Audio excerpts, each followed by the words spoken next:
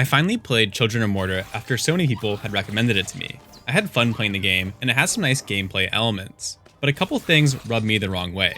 So let's do a deep dive into Children of Morta and talk about what's good about the game, what's bad about the game, and whether you should pick it up. Children of Morta is an action roguelite with a focus on story, progression, different characters, or classes. I'll spend most of this video focusing on the main, or first game mode, but I'll talk about the new Family Trials mode later on, which is a more pure roguelite structure to it. In Children of Morta, you play as 7 different characters of the Bergson family, each of whom have different movesets and abilities. You go on runs into 3 main regions, and each region is made up of several different areas with their own enemies and bosses. Each run is fairly short, about 10 to 20 minutes, and includes clearing out some rooms and a final boss fight. The gameplay of Children of Morta shines with the character variety, the number of moderately impactful gameplay elements, and it has a good overall feel to it. It reminds me of Diablo at times with how you use your abilities and how you can fight through large swarms of enemies at various times. You also have a character-specific dodge roll that you can use for quick evasions, though importantly, most characters do not actually have invulnerability frames during their dodges. Each character has a basic attack and 2 special abilities, as well as a special Fury mode that you can use once you've unlocked it and charge it up. And this Fury mode gives your character some form of power-up or new abilities. It's fun to run around your enemies and rotate through your abilities while dodging their attacks. Your abilities and attacks can also be upgraded with random runes you can find on each run, which adds a nice RNG element run to run. These runes or upgrades don't tell you numbers though, which can be a little bit annoying. For example, you'll have runes that say less damage or larger radius for an ability, but it won't tell you how much less damage or how much larger the radius is. You can also find relics or passive buffs for your character, as well as active relics that you can use on a longer cooldown. For example, one active relic spawns a totem around you that increases your damage when you attack inside its radius. There are also some runes you can use that give you a passive buff with benefits and drawbacks. For example, one of these gives you more basic attack damage at the cost of maximum health. I played the game with the controller, which felt mostly good except for occasional problems with auto-targeting of abilities. Occasionally, you would use an ability and it would target the enemy somewhere random on the map as opposed to the one right in front of you. But outside of the controls, the characters also felt a little unbalanced. I really like the character variety. I think that all the classes feel different from each other, they feel unique in a satisfying way, but not all of them are equally viable. Specifically, the ranged characters such as Lucy and Linda felt a lot stronger to me than the melee characters. I think this is partially the case because of the large number of animation locks in the game. When you use certain abilities or attacks, you can't move or dodge for a period of time, which allows a lot of enemies to hit you until your health is whittled down and you die and lose your run. The game also has a moderately high insta-kill potential, which is not the best combination with these animation locks that freeze you in place where you can't move or use any abilities. The combat itself feels somewhere between a Hades-like hack and slash gameplay and a Curse of the Dead Gods type stamina system. I think the melee combat lacks both the tight responsive controls of Curse and the fun spammy combat of Hades. It's an awkward intermediate in a way that doesn't quite succeed at either system. I enjoyed the combat for what it was, but I think the middle ground nature of the game made me stop playing quicker than I would have otherwise. That said, the ranged characters do feel better, and they have a twin stick shooter feel to them that fits the game better in my opinion. And that's partially the reason why they're stronger, as I mentioned earlier. I know that's a lot of negatives I just said about the combat, but overall, the combat is good and enjoyable. It's just not amazing because of some of those flaws. Some bosses in the game are great additions, and they have unique mechanics and require more skill in general to defeat than the open areas do to clear. However, there are also some bosses that feel like bullet sponges at times. They have pretty simple attack patterns, and once you learn them, it's just a matter of dumping a bunch of damage into this boss until they die.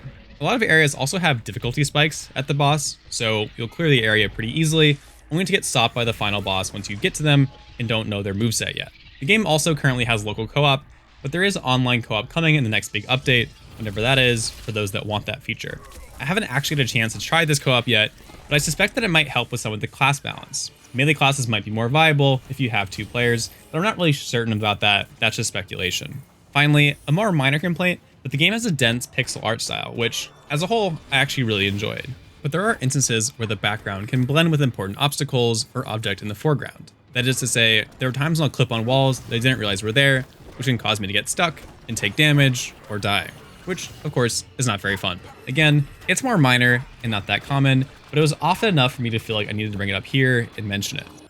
In terms of RNG and randomness in Children of Morta, I think that the game does an okay job here. When you pick your region or area where your half you'll run, that determines what enemies and what boss you will face. However, the layout of the areas, the map of it, the items that you'll find on each run, the obelisk that will give short-term benefits, those things are randomized run to run and not fixed. Additionally, while not exactly RNG in the traditional sense, there are also incentives to use other characters. Sometimes, a character you play will have a temporary debuff that lowers their maximum health and encourages you to try other characters in the game. Still, I don't think Children of Morta is an RNG heavy game. It has some RNG, and finding different items run to run can give you certain builds that can be fun, and give you some okay combos, but it's not a super combo, synergy heavy game with a lot of build crafting. That's just not what it is. A lot of the variety that is in the game is not randomized, because you choose which areas you're going to clear, which determines what enemies you'll face, what bosses you'll fight, and you choose what character you're playing as, which determines your movesets and abilities. There is still a good amount of variety in the game, it's just not presented in the same randomized way as a traditional roguelite. But as a corollary of that, I was never frustrated by the RNG in Children of Morta. Bad luck never screws you over because there's just not that much luck involved.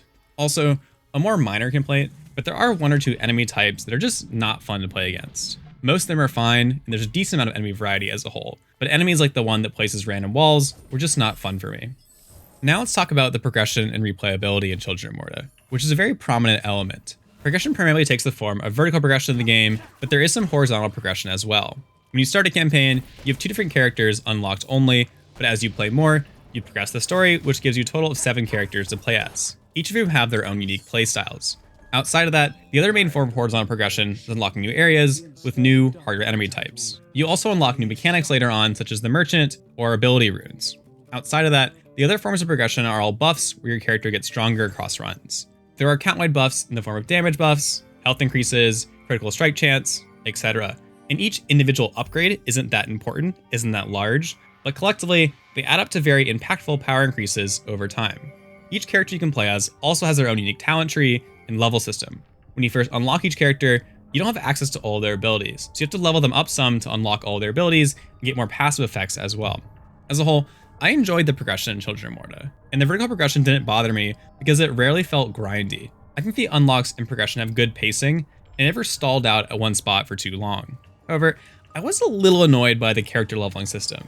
More specifically, because it takes so long to even unlock all the abilities for each character, you really can't get a feel for how all of them play until you've played each of them for a while. That is, some characters had abilities that defined their playstyle, but you wouldn't unlock those abilities until you played that character for a couple hours. And this wasn't the biggest deal in the world, but it made trying different characters less fun, because it took so long to really understand how they played. Outside of that, the progression as a whole also made it a relatively easy game, regardless if you played the game on easy mode or hard mode. Finally, the game also has a new game plus mode. Once you've cleared the game and beaten the final boss, which took me about 12-ish hours for my first run, you can start a new run while carrying over your progression. Children of Morta is one of the most story-focused roguelites that I play. The story involves corruption settling into the land nearby, and your goal as the Bergson family is to find 3 spirits and use them to fight against this corruption and push it back. The game also heavily focuses on the Bergson family and the family dynamics there, such as growing up, valuing family time, and making sacrifices for a greater cause. All of these story elements are narrated, and there are numerous cutscenes throughout the game between runs. If you're not into the story, these cutscenes might break up your flow of the game a little bit, little pauses between runs. You can always skip these cutscenes if you don't want to watch them. As a whole, I enjoyed this story for about 80% of it. There is one big twist near the end that I really hated, and that twist alone really hurt my opinion of Children of Morta, which sounds kind of drastic, but it just really upset me. Because it's such a story-driven game, having the story leave a bad taste in my mouth is really unfortunate. Also, in a classic roguelike fashion, the game kind of hand-waves over the roguelike mechanics, dying, going on runs, instead of really embracing it like Hades does. There are also a lot of lore entries and journal logs you can find on your runs, so if you want to explore that world in more depth, there's just a lot of stuff there that really flesh it out.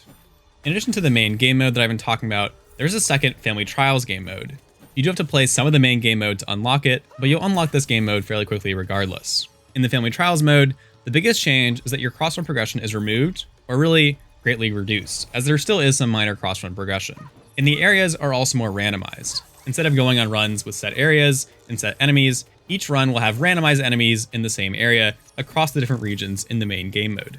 At the start of each run, your characters are returned to their base power, and cross-run skill trees that are present in the main game are adjusted in the form of within-run skill trees in Family Trials. The objectives of the game mode are also different. Instead of clearing areas to get to the final boss, you complete different objectives such as defending an area or killing a certain number of enemies before progressing to the next room. I like the Family Trials game mode as a whole. I think that it's a great addition for the game for those that wanted less progression or even just more randomized areas, not knowing what enemies you'll face when you start your run. After beating the main game mode, I got several more hours of gameplay out of the Family Trials mode before I felt done with the game. I think some of the bigger pros of Children of Morta are how the unlocks, progression, and story all work together and play together. But playing the Family Trials mode alone highlighted the flaws in the combat system that I talked about earlier, such as the unbalanced combat and a couple clumsy combat systems. Because of that, while I enjoyed the Family Trials mode, because I felt done with the game after playing the main game mode, I didn't get that much time out of it. So what's my verdict on Children of Morta? As a whole, the game has fun gameplay, good character variety, and a nice story focus. The game focuses heavily on progression, which might be off-putting to some people, but it has good pacing as a whole, and it's not grindy. There's also a second Family Trials game mode that allows for more standard roguelite structure with less progression and story.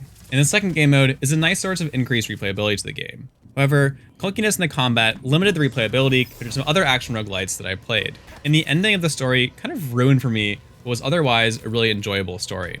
Still, I think Children of Morta is a good game as a whole. It's a nice journey, and I'd recommend it for someone who's looking for a more story-focused, progression-heavy roguelite. But the flaws of Children of Morta prevent it from being a truly great game. Please like this video to help me on the algorithm, and thanks for watching.